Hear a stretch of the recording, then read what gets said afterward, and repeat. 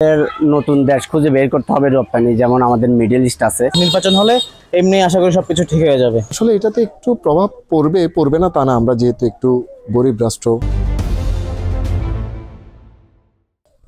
আসলে ভারত যে আমাদের এই রপ্তানির ক্ষেত্রে নিষেধাজ্ঞা প্রদান করলো, আমাদের শুধুমাত্র কয়েকটি কোম্পানি, যারা বড় বড় কোম্পানি, কয়েকটি কোম্পানি, প্রাণের মতো কয়েকটি কোম্পানি যারা রপ্তানি করে ভারতে, একদম সব প্রোডাক্টই রপ্তানি করে, খাদ্য পণ্য থেকে শুরু করে প্রায় সবই রপ্তানি করে।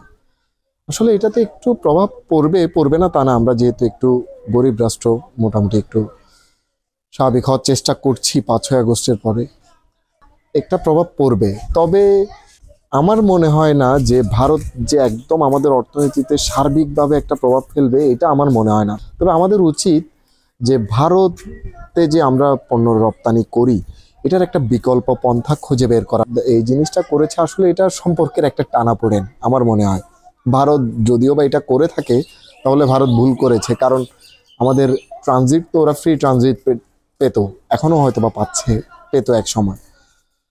তবে এটা ভারতের জন্যই সার্বিকভাবে ভারতের জন্যই ক্ষতিকর, আমাদের জন্য হয়তো বা একটু প্রভাব পড়বে, কিন্তু ভারতের জন্যই সার্বিকভাবে ক্ষতিকর হচ্ছে।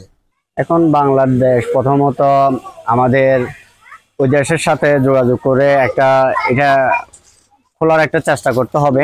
রপ্তানি যেটা নিষেধাজ্ঞা দিয়েছে ওটা দ্রুত তুলে ফেলার চেষ্টা করতে হবে, কারণ আমাদের দেশ হচ্ছে একটা আমদানি দেশ।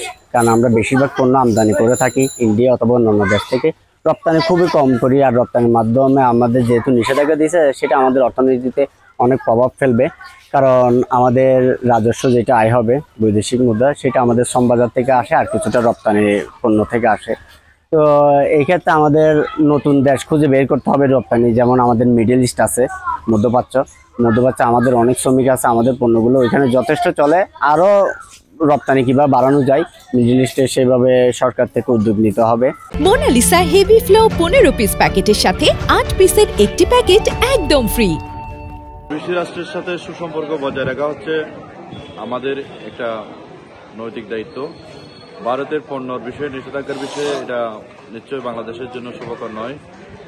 এই সমস্ত নিষেধাজ্ঞা প্রত্যাহার করে যদি বাংলাদেশের সাথে ভারতের সুসম্পর্ক বজায় থাকে, তাহলে প্রতিবেশীর একটা বন্ধুত্বপূর্ণ সুলভ ধারাবাহিকতা অব্যাহত থাকলে তা দেশের জন্য শুভকর হবে বলে মনে করি। এতে ঘাবড়ানোর কিছু নাই, যেহেতু আমরা রপ্তানি করি অল্প। সো আমার মনে হয় না যে এটা কোনো প্রভাব পড়বে আমাদের দেশের উপরে। আর নির্বাচন হলে এমনি আশা করি সবকিছু ঠিক হয়ে যাবে।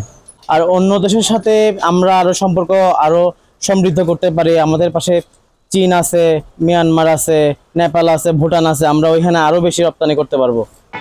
ভারতের পণ্য রপ্তানি নিষেধাজ্ঞা আরোপ করলেও বাংলাদেশের বিকল্প উৎস খুঁজে পণ্য আমদানি নিশ্চিত করতে হবে বলে আমি মনে করি।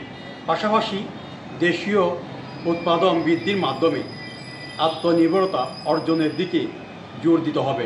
ভারতের রপ্তানি ক্ষতিগ্রস্ত হবে ভারত। দেশের মোট রপ্তানির ক্ষেত্রে ভারতের বাজারের অংশ 3 থেকে 4%। সেটার উপর প্রভাব পড়বে বাংলাদেশের চেয়ে বেশি ভারতে, এমনটাই মনে করছি আমি। ভারত ব্যবসায়ীরা সবচেয়ে বেশি ক্ষতিগ্রস্ত হবে বলে।